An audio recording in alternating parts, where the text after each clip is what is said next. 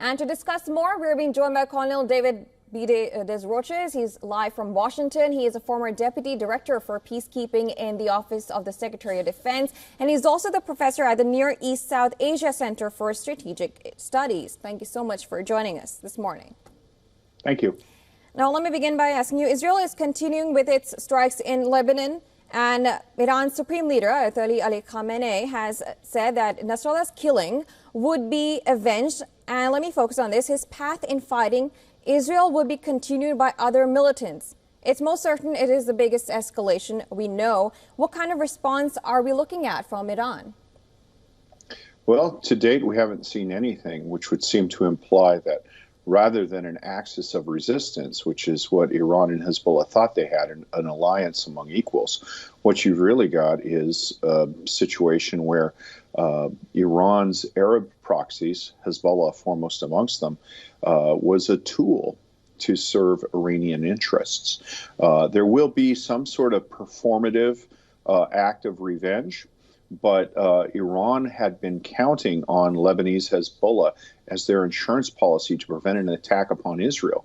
And Iranian strategic culture is dominated by the idea of protecting another or preventing another attack on Iran's homeland as they suffered in the war with Iraq.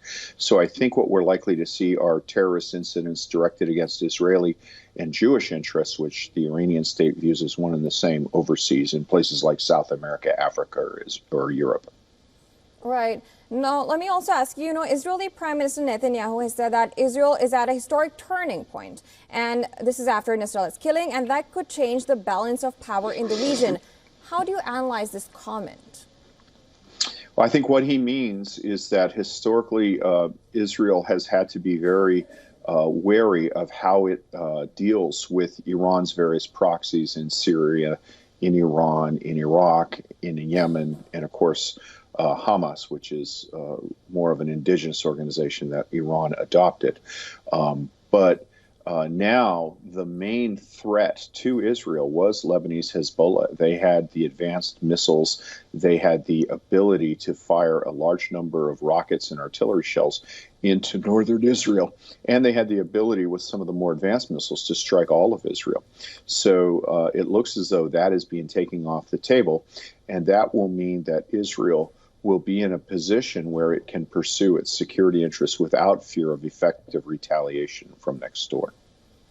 Now, President Joe Biden has called the Israeli strike that killed Nasrallah a measure of justice for his 4-decade reign of terror. Now, while the administration is also trying to look forward for a ceasefire, a diplomatic solution, how do you think U.S. will now act? Well, I think that had President Biden been consulted in advance, he would have said, don't do this.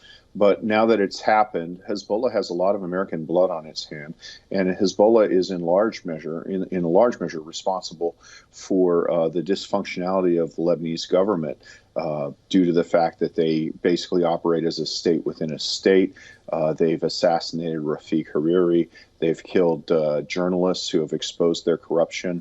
The port blast in Beirut was basically their ammunition storage facility that hit Beirut with the power of an atomic bomb. And then the power that they wield in the parliament has prevented Lebanon from forming an effective government. So aside from the U.S. interests in avenging those who've been killed by Hezbollah over the years, the fact is Lebanon is a failed state in large measure because of Hezbollah. So I think that there's an opportunity here for Lebanon to have a substantial reset and regain its rightful place as a country whose government matches its natural beauty and hospitality. Right. Now, before I let you go, my last question would be, now, that being said, how does this escalation impact the ceasefire deal and the hostage release? Now, according to Prime Minister Netanyahu, this is going to promote the hostage release. What do you think? I don't think there's any connection. I think that this is a separate theater of war.